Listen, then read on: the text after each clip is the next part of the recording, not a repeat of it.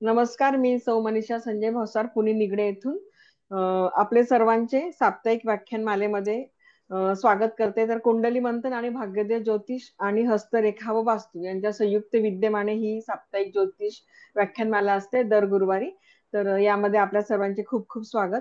आणि आजचा विषय आहे मार्गशीर्ष महिन्याचे महत्व आणि उपासना. आणि आजचे आपले पाहुणे आहेत श्री केदार कुलकर्णी सर. तर केदार कुलकर्णी सरांबद्दल सांगायचं तर केदार कुलकर्णी सरांचा चैतन्य वास्तू आणि ज्योतिष ही त्यांची संस्था आहे.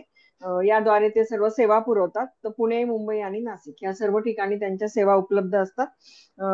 ते ज्योतिष सल्लागार पण आहेत. तसेच घर, ऑफिस, शॉप, फ्लॅट, प्लॉटचे वास्तू विजिट आणि विना तोडफोड वास्तू उपाय पण ते सांगतात सगळ्यांना. आणि सोबतच कुंडली मार्गदर्शन आणि आध्यात्मिक जप मंत्र साधना आणि रत्नांद्वारे सुद्धा अचूक उपाय आणि मंत्र साधना ह्या सर्व गोष्टी ते सांगतात. तर सर, तुमचा परिचय मी दिलेला आहे. हो. तर तुमचं खूप खूप स्वागत आणि तुम्ही आपलं आजचं व्याख्यान चालू करू शकता. बर. सर्वप्रथम धन्यवाद. मला या मंचवर तुम्ही स्वागत केलात आणि या मंचावर मला बोलण्याची संधी दिली. मार्गशीर्ष महिन्याचं महत्व आणि उपासना या विषयावर आज मी तुम्हाला थोडक्यात माहिती देत आहोत. मार्गशीर्ष महिना आता कार्तिक महिना पूर्ण झालेला आहे आणि मार्गशीर्ष महिना सुरू होत आहे. मार्गशीर्ष महिना आता 21 नोव्हेंबर म्हणजे उद्यापासून चालू होत आहे आणि हा 21 डिसेंबर पर्यंत असणार आहे. जवळपास एक महिन्याच्या कालावधीमध्ये आपल्याला भगवान श्री विष्णूंची आणि माता महालक्ष्मीची सेवा करण्याची खूप छान संधी मिळत आहे.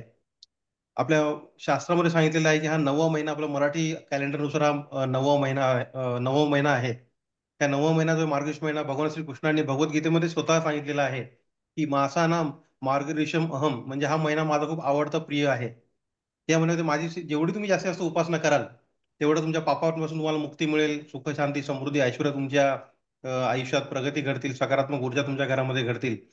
तसेच भगवान आपली जी देवीचं महात्म्य आहे, देवीच्या महात्म्यामध्ये सुद्धा याचा उल्लेख आहे की ह्या गुरुवारी मार्गशीर्ष महिन्यामध्ये जो कोणी माझ्या गुरुवारी भक्तिभावाने माझी पूजा करेल, साक्षात महालक्ष्मीने असं सांगितलेलं आहे की ह्या गुरुवारी माझी जो कोणी भक्तिभावाने पूजा करेल, माझी कथा श्रवण पठण करेल, उद्यापन करेल, त्याच्या मी घरी सदैव त्याचा वास राहील. तसं स्थूल सूक्ष्मी स्वरूपाने लक्ष्मीचा आपल्या घरामध्ये वास असतोच. परंतु या मार्गशीर्ष महिन्याच्या निमित्ताने आपण भगवान विष्णूंची आणि महालक्ष्मीची आपण पूजा अर्चना आपण केल्याने चांगला लाभ आणि लाभ प्राप्त होतोच. जसं भगवान शिवांना जसा श्रावण महिना जसा खूप प्रिय आहे, तसा भगवान विष्णूंना हा मार्गशीर्ष महिना खूप छान प्रिय मानला जातो. आताच कार्तिक एकादशी झाली, चातुर्मास झाला. भगवान विष्णू त्यांच्या निद्रेतून आता जागे झालेले आहेत आणि त्यांच्यावर कृपा प्राप्त व्हावी त्यासाठी मार्गशीर्ष महिन्यामध्ये आपण त्यांची पूजा करावी आणि त्याचं खूप महत्व आहे. आपल्या आयुष्यामध्ये प्रगती, उज्ज्वल यश जर मिळवायचं असेल तर नक्कीच या महिन्यामध्ये आपण भगवान विष्णूंची आणि माता लक्ष्मी सुद्धा आपण त्याच्यामध्ये प्रार्थना करायला हवी, उपासना करायला हवीच. मार्गशीर्ष महिना जो आहे हा हिंदू कॅलेंडरमध्ये 9वा महिना मानला जातो. मार्गशीर्ष महिन्याचा जो पौर्णिमेचा जो चंद्र आहे हा मृगशिरा नक्षत्रामध्ये असतो. त्यामुळे ह्या महिन्याचं नाव मार्गशीर्ष महिना असं पडलं गेलं. तसेच भगवान श्रीकृष्णाने भगवद्गीतेमध्ये स्वतः सांगितलेलं आहे की माघानाम मार्गशीर्षम अहम, म्हणजे मार्गशीर्ष महिना माझा खूप आवडता प्रिय महिना आहे. या महिन्यामध्ये निश्चित तुम्ही भगवान विष्णूंची उपासना करा, भगवान श्रीकृष्णांचा नामजप करा. त्यामुळे हे महत्व सांगितलं गेलेलं आहे. तसेच या मार्गशीर्ष महिन्याचं महत्व आहे काय, या मार्गशीर्ष महिन्याचे काही नियम सुद्धा आहेत की ह्या महिन्यामध्ये 4 गुरुवार आलेले आहेत. दर गुरुवारी आपण माता महालक्ष्मीची आपण घट मांडतो, त्याची पूजा करतो. त्याची पूजा मांडणी सुद्धा कशी करावी मी थोडक्यात आपल्याला पुढे सांगणारच आहे. या महिन्यामध्ये आपण पूजा मांडणी करायला हवी. 4 गुरुवार आहेत. पहिला जो गुरुवार आहे हा 27 नोव्हेंबरला आहे. दुसरा जो गुरुवार आहे तो 4 डिसेंबरला आहे. तिसरा जो आहे तो 11 डिसेंबरला आहे. आणि चौथा जो शेवटचा जो आहे तो 18 डिसेंबर रोजी आहे. म्हणजे चौथ्या गुरुवारी आपल्याला माता लक्ष्मीचं आपल्याला उद्यापन करायचं आहे. चौथ्या गुरुवारी महालक्ष्मीचं, आपल्या महालक्ष्मी मातेचं उद्यापन करायचं आहे. तसेच ह्याच्यामध्ये आपल्याला जर मार्गशीर्ष महिन्याचं काही गुरुवारचे व्रत करायचं आहे माता लक्ष्मीचं, 27 नोव्हेंबरला पहिला गुरुवार येतोय, 4 डिसेंबरला, 11 डिसेंबरला आणि 18 डिसेंबरला असे आपले 4 गुरुवार असणार आहेत. बऱ्याच जणांची हे असते की या महिन्यात मार्गशीर्ष महिन्यात किती गुरुवार येणार, तर 4 महिने किंवा 4 गुरुवार किंवा 5 गुरुवार. तर ह्या महिन्यात आपल्याला 4 गुरुवार येत आहेत. ह्या महिन्यामध्ये जास्तीत जास्त ओम नमो भगवते वासुदेवाय नमः आणि महालक्ष्मीचा ओम महालक्ष्मीमय विष्णू पत्नीची धीमही तन्नो लक्ष्मी प्रचोदयात, हा लक्ष्मी गायत्री मंत्र आणि भगवान विष्णूंचा जो ओम नमो भगवते वासुदेवाय नमः या जपाचा ह्या मंत्राचा आपण जास्तीत जास्त जप करायला हवा. तसेच ओम नमो भगवते वासुदेवाय म्हणजे या श्लोकाचा अर्थ असा आहे की जो भगवंत वासुदेव आहे भगवान विष्णू रामकृष्ण असे म्हणतात की वासुदेव हे माझं नाव आहे. ओम नमो भगवते वासुदेवाय म्हणजे भगवंता वासुदेवा, मी तुला नमस्कार करतो, भक्तिभावाने तुझी स्तुती करत आहे, तुझं जप करत आहे, नामस्मरण करत आहे. माझ्या आयुष्यामध्ये तुझ्यामुळे सकारात्मक प्रगती होऊ देत, यश शांती समृद्धी लाभू देत. त्यासाठी आपण हा जप नक्की आपल्याला करायला हवा. तसेच ह्या महिन्यामध्ये आपण आपल्या घरामध्ये आपलं वास्तू घर जे आहे ते प्रसन्न असावं. आपल्या घरामध्ये पूर्ण महिना आपण आपला जो उमरा आहे, उमऱ्यात सुद्धा आपण पूजन करायला हवं. आपल्या घरामध्ये सकारात्मक ऊर्जा राहायला हवी. घरामध्ये चिडचिड म्हणा किंवा मद्यपान टाळावं, मांसाहार टाळावा. त्यामुळे जेणेकरून आपल्याला या महिन्याच्या पवित्रता राखली जावी. तसेच या महिन्यामध्ये काही छोटे नियम आहेत की आपण कोणाची खोटं बोलू नये, कोणाची निंदा असं करू नये किंवा कोणाशी चुकीचं वर्तन करू नये. आपल्या मातापित्यांचा आशीर्वाद घेत जावा. तसेच ह्या 30 दिवसामध्ये आपण विष्णू सहस्त्रनामाचा जास्तीत जास्त पाठ करावा. पण भगवान विष्णू सहस्त्रनामामध्ये सुद्धा भगवान विष्णूंचे 1000 नावाचा उल्लेख केलेला आहे. त्याच्यामुळे 1000 नावांचा उल्लेख केल्याने सुद्धा आपल्या भगवान विष्णूंची आपल्यावर कृपा प्राप्त होते. तसेच एक असं आहे की लक्ष्मीनारायण हे एकच स्वरूप आहे. त्याच्यामुळे भगवान भगवान विष्णूंचे आपण नाव जेवढे आपण नामस्मरण घेऊ तेवढे विष्णू आपल्या लक्ष्मी आपल्याला तेवढी प्रसन्न होते. तसेच आपण जेवढी या महिन्यामध्ये माता लक्ष्मीची आपण जेवढी उपासना करू तेवढी आपल्याला भगवान विष्णूंचीही तेवढीच कृपा प्राप्त होते. या महिन्यामध्ये जास्तीत जास्त भगवान विष्णू सहस्रनामामध्ये जास्तीत जास्त पाठ करावा. 1000 नावं त्याला दिलेले आहेत. तसेच त्यासोबत लक्ष्मीचं जे श्रीसुक्त जे पाठ आहे त्याचा आपण जास्तीत जास्त पाठ करायला हवा. त्या श्रीसुक्तामध्ये महालक्ष्मीचं खूप स्वरूपाचं वर्णन केलेलं आहे. खूप छान महालक्ष्मीची स्तुती केलेली आहे. तर ह्या श्रीसुक्तामध्ये जी आपण महालक्ष्मीची आपण जी साक्षात स्तुती केलेली आहे त्यामुळे सुद्धा महालक्ष्मी आपल्याला खूप प्रसन्न होते. धन, पैसा, आर्थिक समृद्धी, उन्नतीचे खूप छान मार्ग मोकळे होतात. हा माझा वैयक्तिक सुद्धा खूप छान अनुभव आहे. तर निश्चित सर्वांनी विष्णू सहस्त्रनाम तसेच सोबतच श्रीसूक्त ह्याचा आपण जास्तीत जास्त पाठ करायला हवा. मार्गशीर्ष महिन्यामध्ये एखाद्या शुक्रवारी नक्कीच आपल्या घराजवळच्या देवळामध्ये महालक्ष्मीचं मंदिर आहे तिथे जाऊन आपण 108 पाठ करावेत. त्याने सुद्धा खूप छान फरक जाणवतो आणि आपल्याला प्रगतीचे बऱ्याचशा संधी चालून येतात. आपल्याला बरेचसे उन्नतीकारक आपल्याला मार्ग आपोआप मोकळे होतात. परंतु एवढं मात्र आहे की विष्णू सहस्त्रनाम आणि श्रीसूक्त हे आपण खूप मनापासून आणि आपल्या देवावर खूप मनापासून श्रद्धेने विश्वासाने आपण जर केलं तर नक्कीच सकारात्मक त्याचे अनुभव येतात. हा नक्कीच खूप चांगला अनुभव आहे आणि वैयक्तिकरित्या हा मी सर्वांना सांगतोय. त्यामुळे नक्कीच ह्या महिन्यामध्ये शक्य होईल तेवढी मार्गशीर्ष महिन्यामध्ये भगवान विष्णूंची आणि महालक्ष्मींची उपासना आपण जास्तीत जास्त करावी. सोबत श्री सुक्तासोबत महालक्ष्मी अष्टकाचा सुद्धा पाठ करावा. महालक्ष्मी अष्टक हे श्री इंद्रांनी केलेली महालक्ष्मीची स्तुती आहे. त्यामुळे महालक्ष्मी अष्टकाचा सुद्धा यासोबत पाठ करावा. तो सुद्धा खूप छान आहे. आणि एकंदरीत हा मार्गशीर्ष महिना जो आहे हा खूप पवित्रशील महिना मानला जातो. आणि ह्या महिन्यामध्ये जे 4 गुरुवार आहेत ह्या 4 गुरुवारी सुद्धा आपण नित्य नियमाने आपण पूजा करायला हवी.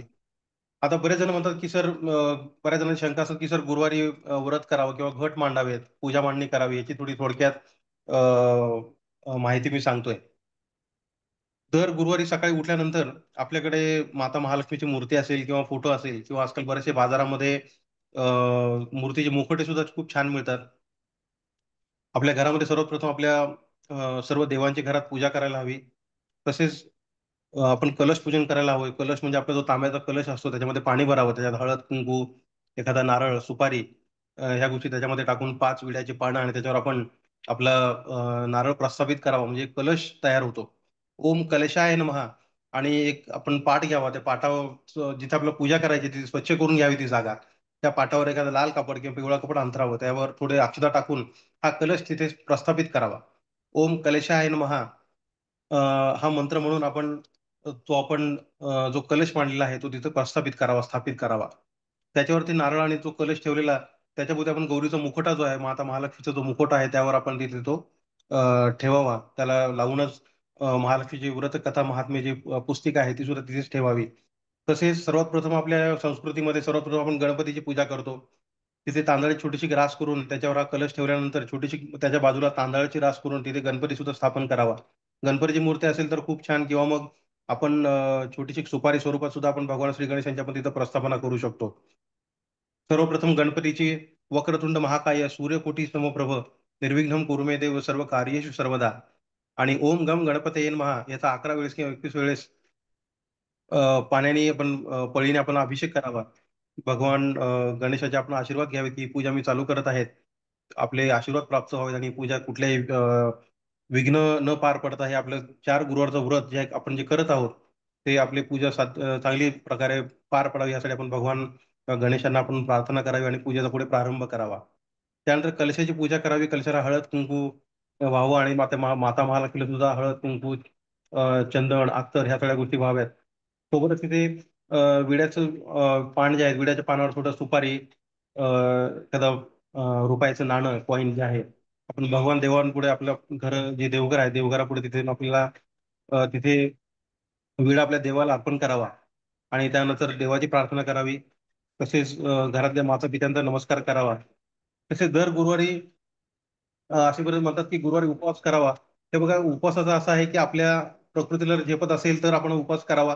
अन्यथा आपण बरेच जण एक वेळेस जेवण करून सुद्धा हे हा उपवास करतात. असं नव्हे की पूर्णतः निर्जली उपवास किंवा हे बघा आपल्या शरीराला प्रकृतीला झेपत नसेल शरीराला कुठलाही त्रास करून घेऊन आपण उपवास करत आहोत तर त्याचा आपल्याला अपायकारक गोष्टी बऱ्याचशा होतात. त्यामुळे आपण आपल्याला प्रकृतीला शरीराला जसं झेपेल त्याप्रमाणे आपण ती उपासना करावी. त्यानंतर आपण पूजा मांडणी ह्या विषयाकडे आपण येऊयात.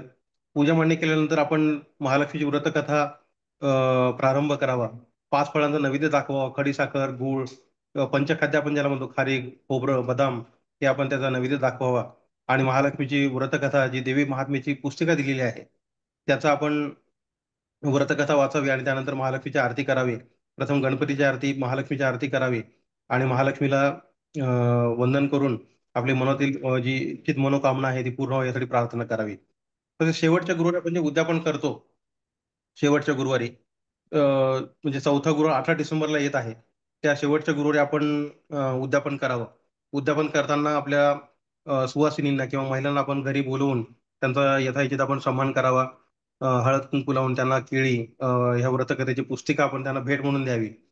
तसेच त्यांना जसं तांदळाची खीर किंवा काही आपल्या जे आपली यथाशक्ती जसं जमेल त्याप्रमाणे आपण त्यांना खाण्यापिण्यात सुद्धा आपण त्यांना काही आपण भोग देऊ शकतो. सुहासिनींचा आपण तिथे मान सन्मान करू शकतो. अशा प्रकारे मार्गशीर्ष महिना हा खूप छान पवित्र महिना आहे. त्या मार्गशीर्ष महिन्यामध्ये आता उद्यापासून म्हणजे 21 डिसेंबर ते 26 डिसेंबर या 6 दिवसामध्ये खंडोबाची सुद्धा नवरात्र मार्तंड भैरवाचे म्हणजे खंडोबाची सुद्धा रात्री उत्सव प्रारंभ होत आहे. तसेच 1 डिसेंबरला गीता जयंती आहे. तसेच 28 नोव्हेंबर पासून 4 डिसेंबर पर्यंत आपल्या दत्त जयंती सुद्धा 4 डिसेंबरला आहे. या काळात आपण गुरुचरित्र सुद्धा पारायण केलेला खूप सप्ताह खूप चांगला. ह्या काळामध्ये आपण ओम नमो भगवते वासुदेवाय नमः ह्या मंत्रात जास्तीत जास्त जप करावा. विष्णू सहस्त्रनाम पाठ जास्तीत जास्त करावे. श्री लक्ष्मीचा आपण श्री सुक्त जे आहे ते जास्तीत जास्त पाठ केल्याने सुद्धा आपल्याला खूप छान याचा फायदा होताना दिसतो आपली प्रगती होताना दिसते. मार्गशीर्ष महिन्यामध्ये आपण घरामध्ये पवित्रता राखून ठेवावी. घरामध्ये शांतता ठेवावी. तसेच पूर्ण महिनाभर आपल्या घरामध्ये जो आपला उंबरा आहे उंबऱ्याचं पूजन करावं किंवा देवदेवतांचंही पूर्ण महिनाभर पूजा करावी. घराजवळ आपल्या बरेच जण मार्गशीर्ष महिन्यामध्ये कोणी व्रत असं करतात की दररोज एक सकाळपासून किंवा संध्याकाळपर्यंत पूर्ण 30 दिवस कंटिन्युअस एखाद्या मंदिरामध्ये जाऊन तुपाचा दिवा लावणं असे बरेच जण व्रत करतात. एक म्हणजे नेम करतात की बाबा ह्या पहिल्या दिवसापासून ते शेवटच्या दिवसा हा महिना मी कसं नेम करतो की एखाद्या मंदिरात मी जाऊन तुपाचा दिवा लावेल किंवा विष्णू सहस्त्रनामाचा पाठ करेल किंवा श्रीसुक्ताचा पाठ करेल. फक्त जी गोष्ट आपल्याला जी करायची आहे ती मनापासून श्रद्धेने विश्वासाने आणि संकल्पयुक्त करायची आहे. आपल्याला जी कार्यसिद्धी करायची आहे जी आपल्या मनातील इच्छित मनोकामना आहे ती आपल्याला त्याची प्राप्ती होण्यासाठी संकल्प करणं खूप गरजेचं आहे. जसं आपलं नाव गोत्राचा उच्चार करून मम आत्मना श्रुती स्मृती पुराण पर प्राप्त्यर्थम अस्माकं कुटुंबानां परिवारानां प्रित्यर्थ म्हणजे आपली जी इच्छित मनोकामना आहे त्या मनोकामनेचा आपण उच्चार करून आपली जी मनोकामना पूर्ण होण्यासाठी त्याचा उच्चार करून हा पूर्ण संकल्पयुक्त विधीपूर्वक ही पूजा करणं खूप गरजेची आहे.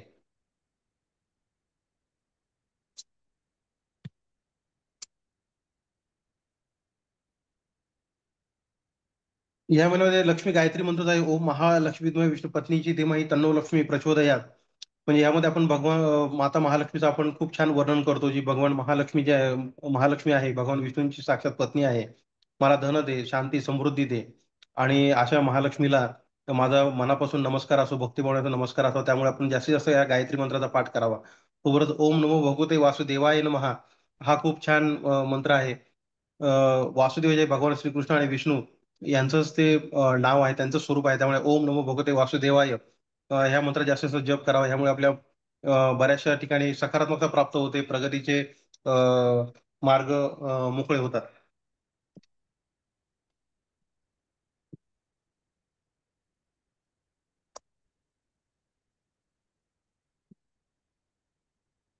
बरोबर आहे. चला कुलकर्णी गुरुजी बोला बोला.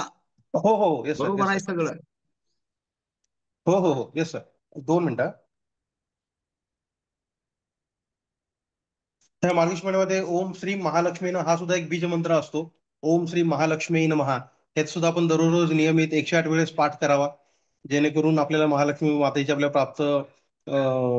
प्राप्तता होईल. ह्याबद्दल एक छोटीशी कथा सांगतो की भद्रश्रवा एक राजा होता, त्याची पत्नी होती चंद्रिका.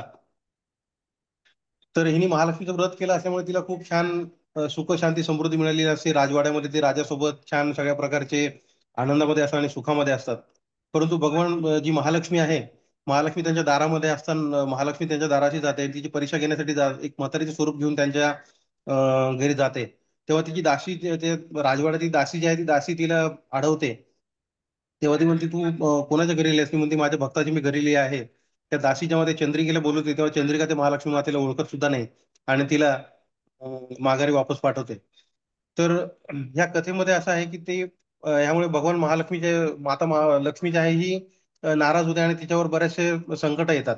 भद्रश्रवा राजा आणि चंद्रिकेच्या राज्यामध्ये बरेचसे चिंता प्राप्त होतात किंवा बऱ्याच त्याच्या आलेल्या धन ऐश्वर्य सुद्धा बऱ्याच ठिकाणी जे आलेले धन ऐश्वर्य प्राप्ती जी आहे ती बऱ्यापैकी ते संकटात सापडतात. परंतु यामध्ये भद्रश्रवाची जी मुलगी आहे श्यामबाला, हिला या सगळ्या गोष्टी कळतात आणि ती जी श्यामबाला आहे ही महालक्ष्मीचं स्वरूप जाणून भगवान महालक्ष्मीची पूजा चालू करते. तो म्हणजे पहिला गुरुवार असतो, मार्गशीर्ष महिना असतो. ती मुलगी जी आहे श्यामबाला ही महालक्ष्मीचं व्रत करते. असे पहिला, दुसरा, तिसरा आणि असं असताना तिचं एका चांगल्या वरासोबत तिचा विवाह होतो आणि ती तिच्या घरी जाते श्यामबाला. तर त्या घरी जात असताना ती एकदा आपल्या आईला बोलवते आणि तेव्हा तिचं गुरुवार चालू असतो आणि त्या तिसऱ्या गुरुवारी ती चंद्रिका तिच्या मुलीच्या घरी गेलेली असते. तेव्हा ती महालक्ष्मी व्रताचं तिचं पूजन चालू असतं. तेव्हा हिला चंद्रिकेला जो आहे, चंद्रिकेला एक मनामध्ये एक तयार होते की आपण सुद्धा महालक्ष्मी व्रत करत आहोत आणि काहीतरी कारणास्तव आपली महालक्ष्मी आपण व्रत हे मध्येच आपण सोडून दिलं आणि महालक्ष्मीचा आपण लक्ष्मी मातेचा आपण अपमान केलेला आहे. त्यामुळे आपल्याला हे दैन्य प्राप्त झालेलं आहे. म्हणून चौथ्या गुरुवारी ती योग्य रीतीसर मार्गशीर्ष महिन्यामध्ये उद्यापन करते, पूजा करते आणि तिला परत चंद्रिकेला म्हणजे भद्रश्रवा राजाला परत त्याची गेलेली संपत्ती प्राप्त होते. त्यामुळे ह्याला मार्गशीर्ष महिन्याला खूप छान महत्व प्राप्त झालेलं आहे.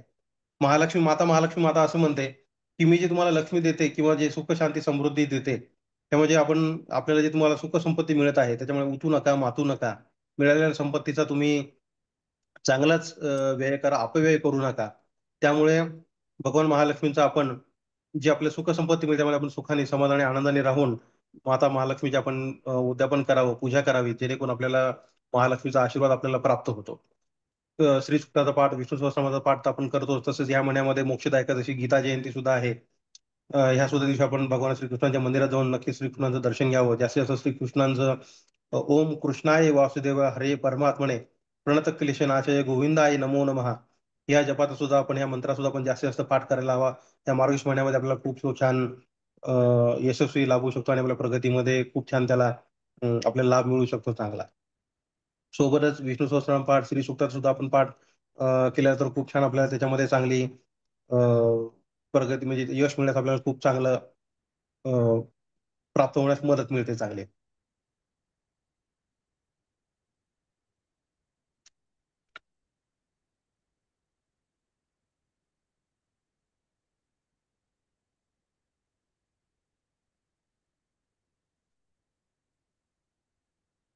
सर कोणाला काही शंका प्रश्न उत्तर असतील तर विचारू शकता सर, म्हणजे त्यानुसार मी अजून उत्तर देऊ शकेन अजून. कुणाला काही प्रश्न असतील तर विचारा. हॅलो, कुणाला काही प्रश्न असतील विचारा. आता कुलकर्णी सर, मला प्रश्न स्वतःलाच पडला.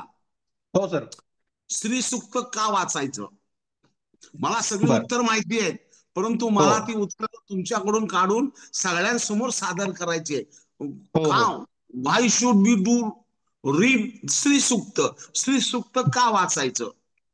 बर. श्री सुक्तामध्ये सर हरी ओम हिरण्यवर्णाम हरिणीम सुवर्ण अशी बऱ्यापैकी सगळे जे आहेत श्री सुक्तामध्ये महालक्ष्मी आपण स्तुती केलेली आहे. तसेच या महालक्ष्मीच्या आपण आपली जी फलश्रुती आपण जर वाचली तर अश्वदायी गोदायी धनदायी महाधने ह्याच्यात आपण लक्ष्मीची प्रार्थना करतो की हे देवी महालक्ष्मी आपल्याला धन धान्य सुखशांती समृद्धी गोधन सगळ्या प्रकारचे आपल्याला धन संपत्ती प्राप्त व्हावी. तसेच मनसा कामपूतिम वाच सत्यमशी मही पशुनाम मनस महिषीम श्रेताम यशः, म्हणजे आपल्या मनात ज्या इच्छा आपल्या मनामध्ये ज्या काही इच्छा आहेत त्या प्राप्ती होण्यासाठी मी तुझी आज स्तुती करत आहोत. माझ्या मनातील सर्व इच्छा पूर्ण होते. शुद्धिपा सामलाम ज्येष्ठाम अलक्ष्मीम नाशयाम्यहम अभूतीम समृद्धी सर्वात निर्दुमे ग्रहात, म्हणजे माझ्या घरामध्ये लक्ष्मीचा वास असू देत, माझ्या घरामध्ये अलक्ष्मी असेल तर त्या अलक्ष्मीचा नष्ट होऊन माझ्या घरामध्ये लक्ष्मीचा वास होऊ देत. अशा पण त्याच्यामध्ये काही जपमंत्र आहेत. तसेच आनंद कर्दम चिखलीत हे जे आहेत महालक्ष्मीचे पुत्र आहेत ह्याची सुद्धा आपण जेवढा जास्त आपण उच्चार करू त्यामुळे भगवान महालक्ष्मी प्रसन्न होते, आनंदी होते. त्याच्यामुळे आपण श्री सुक्तांचा आपण जास्तीत जास्त या महिन्यामध्ये पाठ करावा. कुलकर्णी सर, त्याच्यामध्ये ऋण श्री हा सूक्तामध्ये एक ऋचा अशी आहे, त्या हा ऋचेचं फोड बोलताना शुक्ती पासाम लांब, काही पुस्तकामध्ये हो शुक्ती पासाम लांब ज्येष्ठाम लक्ष्मी दिलेला आहे, मी तर म्हटलेलं. त्याचा उच्चार अलक्ष्मी करायचा, याचं पण विवेचन करा. शुक्ती हो पासाम लांब ज्येष्ठाम अलक्ष्मी नाश्याम्यहम, हो ह्याचं पण विश्लेषण करा. हो हो चित्तिभा सामलाम ज्येष्ठाम अलक्ष्मी नाशयाम्यहम, म्हणजे जी अलक्ष्मी आहे, जी अवदशा आहे किंवा जे श्रुती आपल्याला अशुद्ध काही गोष्टी ज्या आहेत त्याचा नाश होऊ देत, अलक्ष्मी जे आहे त्याचा नाश होऊ देत आणि माझ्या घरामध्ये ज्येष्ठा लक्ष्मीचा चांगला माझ्या घरामध्ये लक्ष्मीचा वास असू देत, असं जर त्याच्यातून आपल्याला त्या मंत्राच्या मधून आपल्याला तो अर्थ तसा निघतो. त्यामुळे श्री सूक्त आपण जास्तीत जास्त पाठ करावा. स्त्री सुक्ताच्या काही पुस्तकामध्ये ज्येष्ठाम लक्ष्मी दिलेला आहे, तर हो त्याच्या ऐवजी ज्येष्ठाम अलक्ष्मी असा अलक्ष्मी उच्चार करायचा नाशयाम्यहम. आहे. हो अ, काही जण हो हो ज्येष्ठाम लक्ष्मी असं करतात, तर तो हो चुकीचा हो उच्चार आहे. म्हणताना हो परत परत सर्वांना विनंती आहे, ज्या ज्या वेळेला श्री सुक्ताचं आवर्तन कराल, ज्या ज्या हो वेळेला श्री सुक्ताचे पठन कराल, त्या त्या हो वेळेला 8 नंबरची ऋचा शुक्ती पासाम लांब ज्येष्ठाम अलक्ष्मी नाश्याम्यहम असाच हो उच्चार करायचा आहे. हो कुलकर्णीचा दुसरा ज्येष्ठा. प्रश्न, हम्म. मार्गशीर्ष महिन्यामध्ये लक्ष्मीचे साधने बरोबर विष्णूची पूजा केली जाते, विष्णूचं हो आवाहन केलं जातं. तर हो विष्णूच्या आव्हानामध्ये विष्णू सहस्त्रनाम स्तोत्र सगळ्यात पवित्र आहे. हो त्याच्यातले काही श्लोक कोणते म्हणावे, जेणेकरून आपण जे काय कार्य करतो, आपण जे हो कर्म करतो, आपण जे काम करतो, ते हो काम निर्विघ्नपणे पार पाडावं, असे कोणते हो श्लोक आहेत तुम्ही सांगू शकाल? हो निश्चित सर. आपल्या विष्णू सहस्त्रनाम जे आहे ह्याच्यामध्ये आपण नोकरी व्यवसाय प्रगतीसाठी आपण भगवान विष्णूची प्रार्थना करतो. ह्यामध्ये करणम कारणम करता विकर्ता व्यवसाय व्यवस्थान संस्थान स्थानो ध्रुव हा, म्हणजे आपल्या व्यवसायामध्ये आपल्याला जास्त आपली उन्नती व्हावी प्रगती व्हावी. करणम कारणम करता म्हणजे शेवटी करता करविता तोच आहे. भगवान विष्णू या सृष्टीचे पालन करता आहेत, संहार करता आहेत. त्यासाठी आपण भगवान विष्णूची जास्तीत जास्त ह्या मंत्रात पण जप करायला हवा.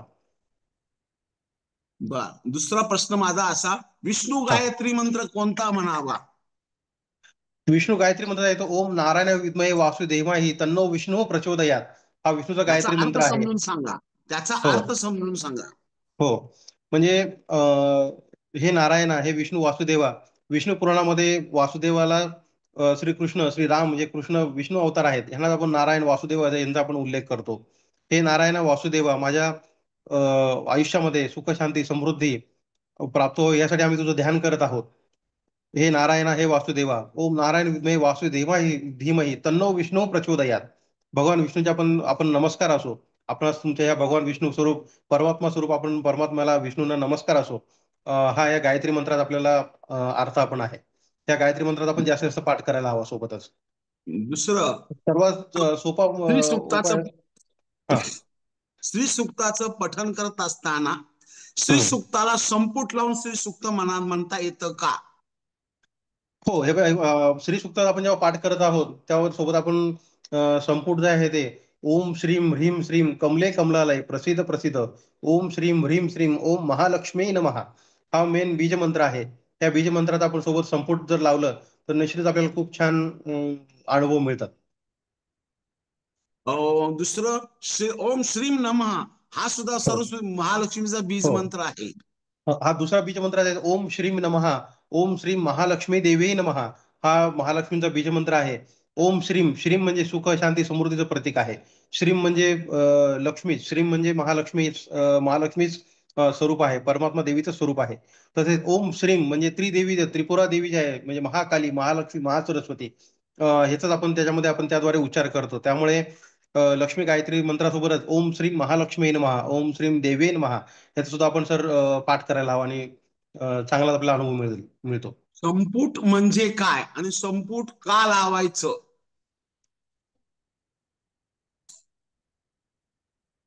हम्म. कुलकर्णी सर, हा, संपुट का लावायचं?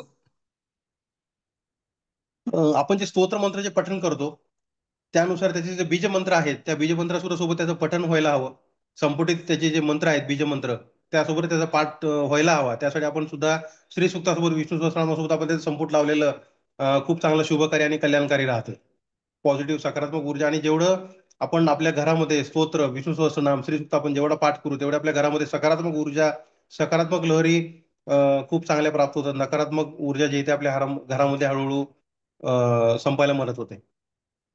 विष्णू सहस्त्रनामध्ये हा. असंख्य यो प्रमेयात्मा विशिष्ट चिष्ट कुचितची सिद्धार्थ सिद्ध संकल्प सिद्धाधी सिद्ध साधना, हा हो. या मंत्राचा अर्थ सांगा. हम्म. असंख्य यो प्रमेयात्मा विशिष्ट चिष्ट कुचितची सिद्धार्थ सिद्ध संकल्प सिद्धाधी सिद्ध साधना, हा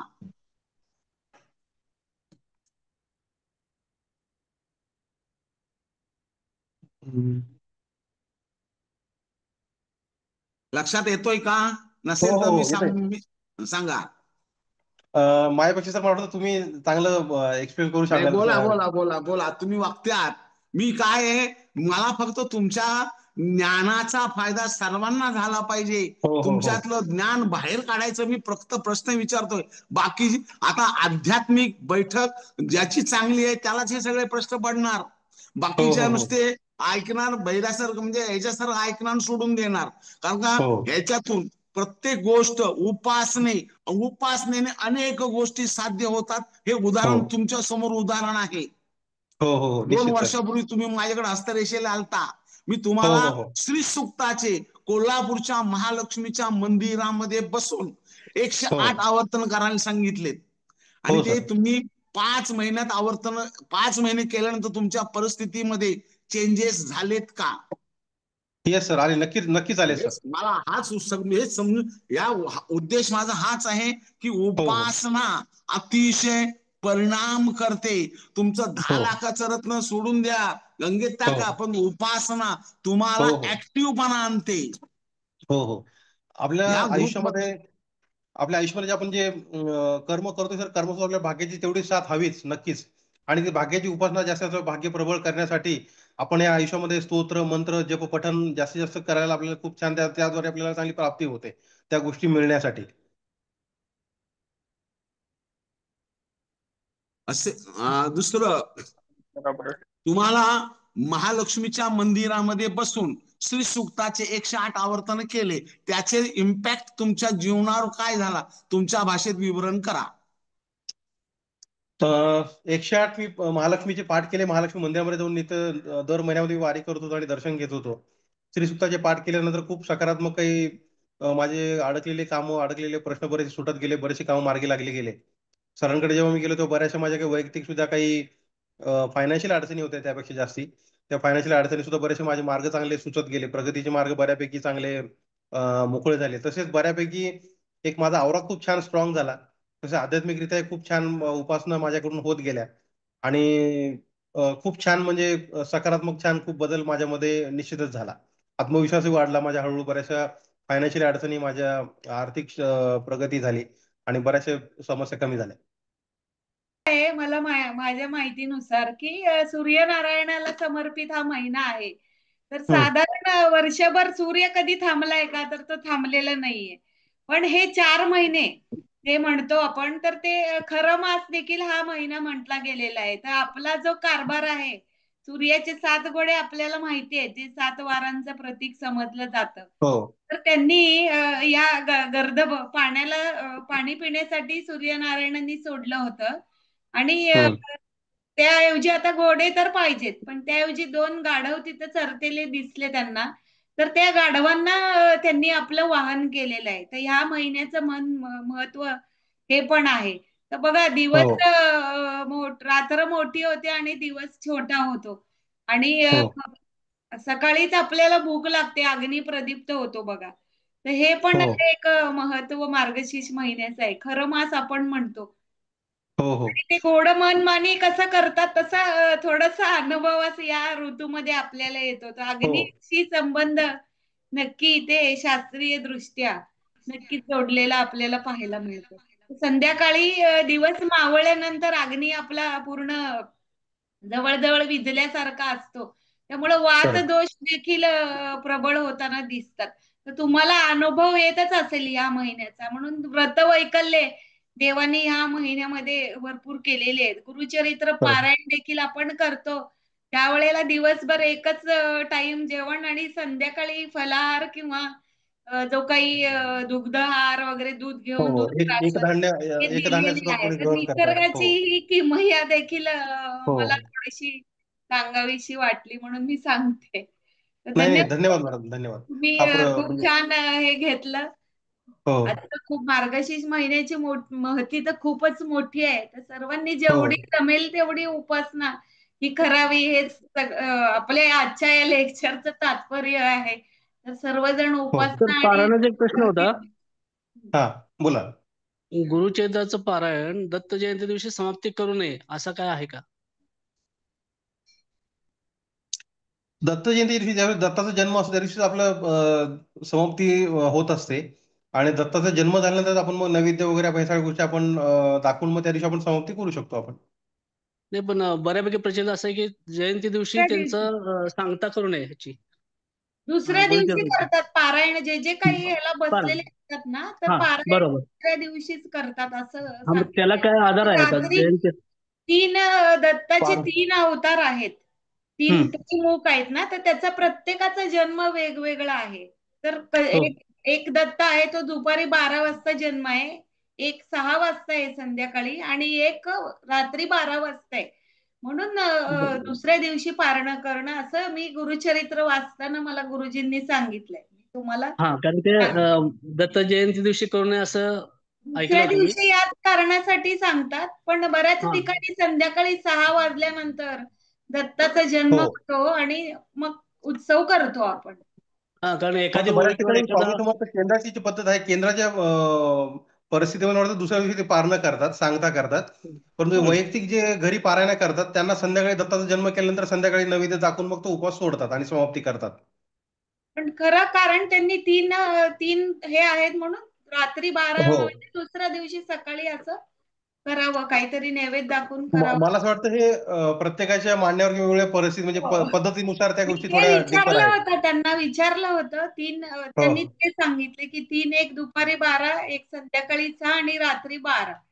हो हो हो त्यामुळं चालेल सर. नक्कीच म्हणजे नक्कीच सूर्यास्तानंतर करता धन्यवाद. येतं.